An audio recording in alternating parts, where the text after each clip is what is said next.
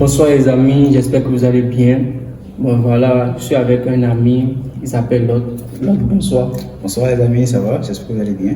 Bon, c'est un Madrilène, donc on va lui poser certaines questions sur le Real et il fait pareil. Voilà, on commence. Pour toi, qui se blesse pour une durée de 6 mois, tu préfères le remplacer par qui? Bon, personnellement, Courtois, je tiens à rappeler qu'il est indispensable au Real Madrid. C'est actuellement l'un des meilleurs gardiens au monde et ce qu'il a fait la saison passée nous prouve encore une fois plus qu'il est indispensable. Mais actuellement, vu la blessure qu'il a, je pense que le meilleur actuellement est selon nos moyens, nous permet de prendre c'est David De Gea. Et moi, je pense. Tu veux pas Bounou? Bon, pour nous, c'est assez bon, mais je pense qu'il a aussi prouvé la semaine passée. Il a prouvé que son coup du monde, que ça avait servi, il a prouvé. Mais l'expérience. Incroyable, je te dis. Mais l'expérience de David De Gea parle quand même de lui. Hein. Il est meilleur gagné la première ligue, c'est tout sur la première ligue juste là maintenant. Oui, pas oui. Ça c'est vrai. Voilà, c'est un peu ça. Bon, ok, merci. Donc tu préfères Herrera. Penses-tu que le Real est-il favori pour la Liga? La Liga, comme on le dit, c'est le championnat du Barça. Hein. Il reconnaît pas ça. Nous, les Barcelonais, on est trop fort.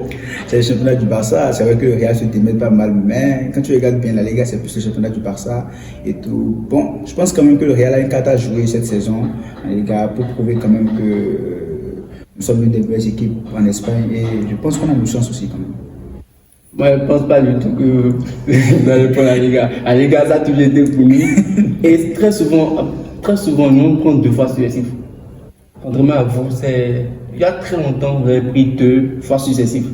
Si tu regardes bien, depuis des années, si vous prenez 3 ans après, 2 ans après, parce que nous, on peut que prendre la Liga, c'est pour nous quoi. Les Madrilènes ont souvent une raison qu'ils donnent. Quand ils se rendent compte qu'ils perdent la Liga, nous on dit souvent que on est intéressé par la Champions League, la Liga on ne veut pas trop, on aime plus la Champions League, mais bon, on aimerait bien quand même aussi prendre la Liga. Mais je pense que cette saison ça va être différent. Ils trouvent des excuses parce qu'ils ont perdu, ils savent que la Liga s'est perdue d'avance. Nous on est plus régulier que le Real, c'est ce qui manque au Real, c'est la régularité. Voilà. La formation 4-4-2, jouer sans un numéro 9, est une bonne idée, selon une bonne idée. Bon, la formation 4-4-2, déjà il faut reconnaître que dans toute l'histoire, quand tu regardes bien, sur cette décennie-là, le Real a déjà très peu utilisé la formation où il mettait seulement les 2 attaquants. Zidane avait utilisé ça à partir de 2017, 2018 en mettant Ronaldo et Benzema en pointe et en faisant jouer Isco en 10. Mais je pense qu'à un niveau, il finissait quand même par revenir au 4-3-3 parce que c'est la formation qui sied le Real Madrid. On a besoin d'un ailier droit qui soit gaucher, un ailier gauche qui soit droitier et un numéro 9 qui savent quand même finir les actions. Mais vous avez Rosselló qui n'a pas dit le niveau. Rosselló, que tu vois, Rosselló c'est l'attaquant typique pour la Liga, pour les championnats domestiques, les coupes. Rosselló n'a pas encore l'expérience qu'il faut pour être titularisé. Pour être titularisé pendant une longue période. Quand tu regardes bien les prestations, certes, Rosselló c'est un bon attaquant, mais c'est pas un attaquant exceptionnel aussi. Oui. Un attaquant à la Giroud qui peut te sortir des situations complexes. Tu sors du banc, il te met un bruit super seul, mais pas un attaquant titulaire. Donc il faut forcément un 9. Et je pense que faire jouer Vinicius plus dans l'axe va réduire ses capacités de dribble qu'il a. Voilà, surtout ça. Parce qu'il faut là lui parler vraiment. Vinicius ne joue pas là. On le prive d'énormément de choses. C'est vrai qu'il y a pas mal de dit que Vinicius lui-même a demandé de vouloir jouer en 9. Je pense que cette affaire de demande de jouer en 9 est très très fausse parce que je pense que ça a été dit pour pouvoir préparer l'arrivée de Mbappé. Parce que Mbappé aussi refuse de jouer 9. Il veut jouer sur l'aile. Et vu que, Vinicius c'est quand même quelqu'un, il ne parle pas trop côté média et tout. L'information a été mise là. Jusqu'à maintenant, il n'a pas encore démenti, c'est vrai. Mais on attend de voir. Mais je pense quand même que Vinicius, tout son potentiel sera exploité sur l'aile. De même que Rodrigo. Rodrigo, c'est sur l'aile que ces deux-là montrent vraiment le potentiel. Les faire jouer dans l'axe va réduire leur capacité et va montrer leur faiblesse. C'est ce que je pense. Voilà. Vinicius peut-il porter tout seul le Real Madrid? C'est assez tôt pour le dire. Certes, il a prouvé il a eu sa saison où il a prouvé, il y a eu des saisons où il a prouvé qu'il est maintenant l'un des meilleurs au monde. Mais je pense que c'est assez tôt pour dire qu'il peut porter le Real. C'est un numéro qui porte un numéro assez lourd. Des gens comme Cristiano Ronaldo, Luis Figo, Raúl, des joueurs qui ont porté le nom du Real Madrid et qui ont inscrit leur légende dans ce club. Vinicius peut-il porter le Real Madrid? C'est une question. Bon, on aura la réponse dans le futur. Mais je pense qu'avec un peu de régularité, il pourra quand même être un joueur indispensable et le faire. Moi, je pense qu'il peut le faire, mais ce qui lui fait défaut, c'est de ne pas avoir un attaquant devant lui. En soutien, oui. En soutien. Parce qu'en voyant son jeu, il a besoin d'un buteur, un tueur. Oui. Là, il peut combiner avec lui et il va exploiter tous ses potentiels et être le meilleur. Effectivement.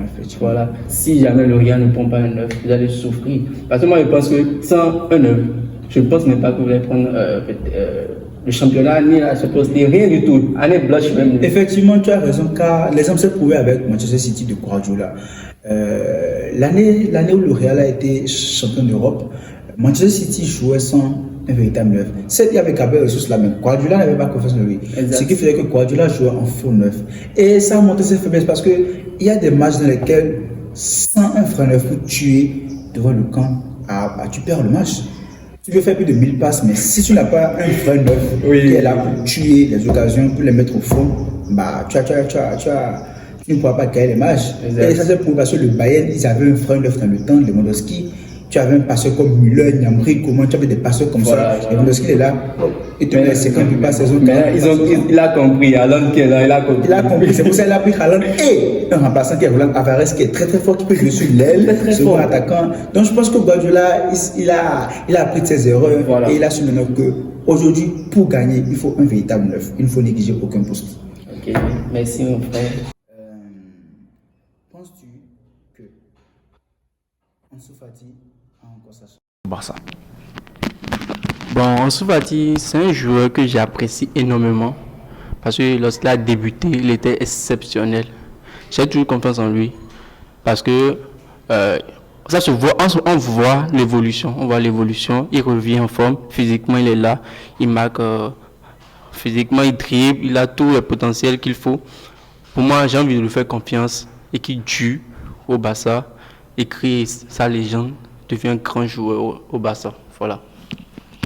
Nous avons Xavi qui n'est peut-être pas du même avis que toi parce que on voit que Xavi ne lui fait pas entièrement confiance. Pourtant, à chaque fois quand il a l'occasion d'être titulaire, il le prouve, peut-être pas des buts, pas des actions, il apporte du danger, mais Xavi ne lui fait pas confiance. Penses-tu que cette dynamique va changer ou penses-tu qu'il va finalement partir du Barça? Bon, Xavi qui ne le fait pas confiance, ça c'est un peu normal parce que l'année dernière, ça se voyait qu'il n'était pas lui-même. Ça se voyait. Même Ferran Torres, même eux deux n'étaient pas du tout au niveau. Et c'était Dembélé et Rafinha qui pouvaient un peu. C'est pour ça qu'il a commencé à faire une formation de 4 milieux.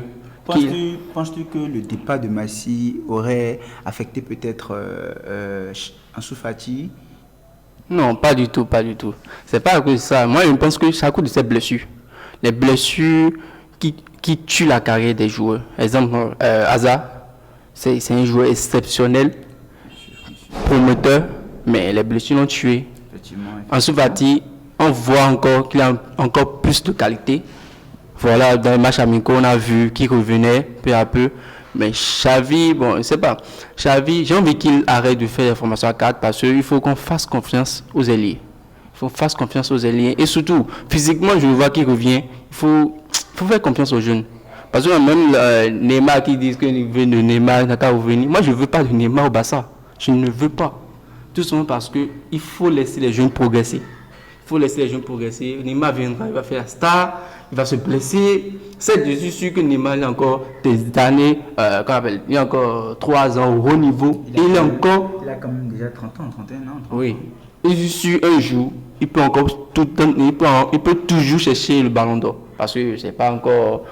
Il n'est pas encore vieux. Benzema a 33 ans qui prend un ballon d'or. Donc c'est pas fermé totalement. Mais je ne veux pas de Neymar au Barça. Il faut laisser les jeunes progresser normalement comme il le faut. D'accord.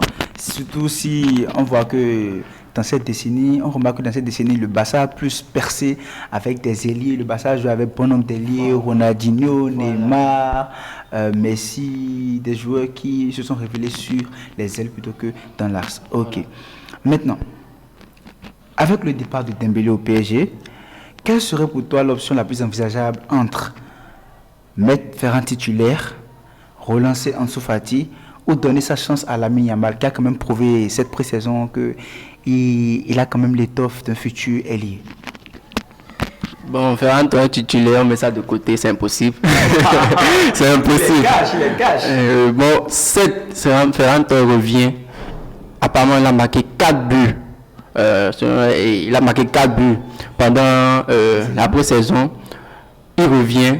C'est le remplaçant de Lewandowski. On est lié, laissons. Parce que vous oubliez, on a aussi, qu'on appelle Abdé qui revient. Et apparemment Xavi, Xavi qui lui fait confiance, bien sûr. Enfin, Xavi lui fait confiance. C'est un joueur que j'aime beaucoup parce qu'il est capable de débrouiller n'importe qui à tout moment, qui est incroyable. Donc, Ferran Torres titulaire, non. Remplaçant, chez moi, c'est un remplaçant pour Lewandowski. Voilà, Ansu Fati, on lui fait confiance. Je veux qu'il soit remplaçant de Abdé. Ils vont gérer ça entre eux, Abdé et puis Ansu Fati. Rafinha titulaire. Laissez Lamine Yamal progresser normalement. Il ne faut pas qu'on force sur lui. Parce que si on force sur lui, il va se blesser. Et il va nous faire d'Ansu Fati. on a souffert. Donc, ce qu'il faut faire, c'est que laisser le petit progresser petit à petit et donner plus de confiance et de responsabilité à Rafinha. Et le petit peut entrer au cours des matchs, des bouts de match, être titulaire contre les petites équipes. En Europa League, Europa League, Coupe du Roi, Super Coupe d'Espagne, soit les derniers, tout ça, voilà. Je pense que bon nombre de Barcelonais ne sont pas d'accord avec toi parce que toi, tu préfères faire jouer Ferran Torres en neuf ou faux neuf avec ton raisonnement. Parce qu'il a été faux neuf pour marquer autant de buts. Remplaçant de Lewandowski, il n'était pas ailier. C'était Ansu Fati qui est lié Abdé. C'est un faux neuf. La manière dont je vois Xavi procéder, il va le mettre en neuf. Il ne veut pas le mettre comme ailier. Bon, il peut aussi le mettre en ailier droit parce qu'il est capable de jouer en ailier droit aussi. En remplaçant de Rafinha pour ne pas trop surcharger Lamine Yamal aussi. Alors, vous pouvez nous donner vos opinions sur qui pensez-vous qui serait le mieux placé ou le futur titulaire sur l'aile du Barça entre Fati, Ferran Torres ou Lamine Yamal?